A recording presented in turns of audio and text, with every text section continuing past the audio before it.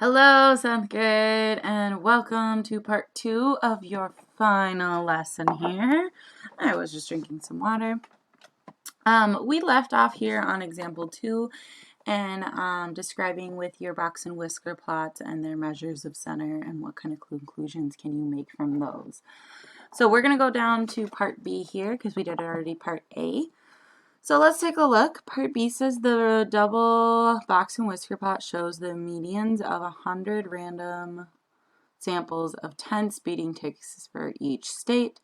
Compare the variations of the sample medians to the variability of the sample costs in part A. So now they went and found the medians and changed up kind of how they are measuring these. So again, I want to find, since both of these, since this one is definitely skewed, this one looks almost symmetrical, but we're still going to use our median and our IQR. Okay, so in this case, my median, again, that's that number right, or that line right inside the box, which looks to be about 65. My IQR for state A, we're going to go from 70 to 60, so that's going to be 10. 70 minus 60. Okay. Here for my state B, then my median is 80, and then it looks like it's going, that's so hard, 75 and 85. Let's say it's 75 and 85, even though I think this is more. Yeah, we're just going to make a good judgment here. 85 minus 75, 10, okay? So comparing within those, then their data ranges are about the same, that IQR, their variation between the medians are still the same. And I would even still say then, state A is still more expensive, okay?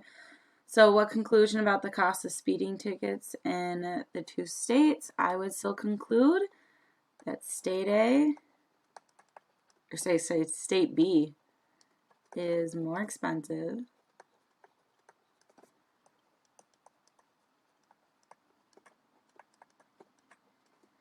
than state A. Oh, then. All right, so again, it's a lot of just taking a look at these measures and being able to find those measures and then also being able to describe what they really actually mean given what you are talking about. So in this case, we're talking about those speeding tickets, we're talking about the cost. So when state B has higher numbers, it's showing me that there is more of a cost, it's more expensive. And state A is showing me no lower numbers, so it's less expensive, it's cheaper.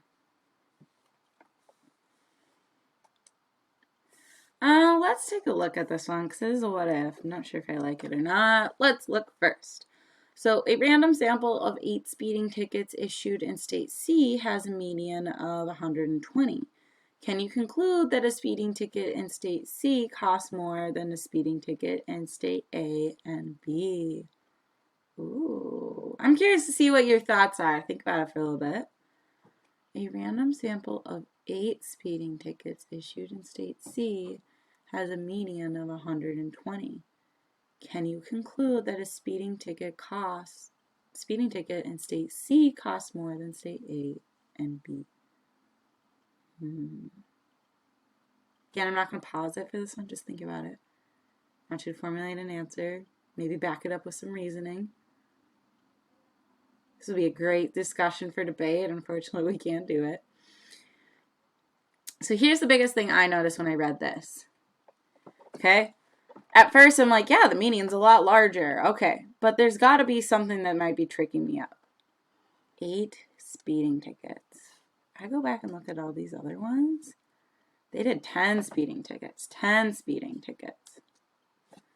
So do you think it's really going to be wise for you to compare state A and B and now C, even though A and B both measured 10 speeding tickets and state C only measured 8?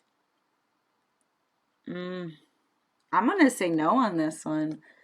No, because they didn't use the same amount of measures. More data is needed.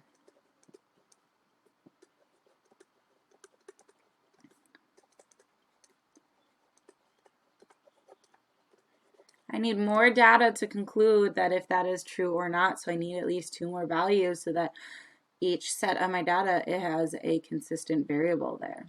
Okay, we're always asking 10 random speeding tickets.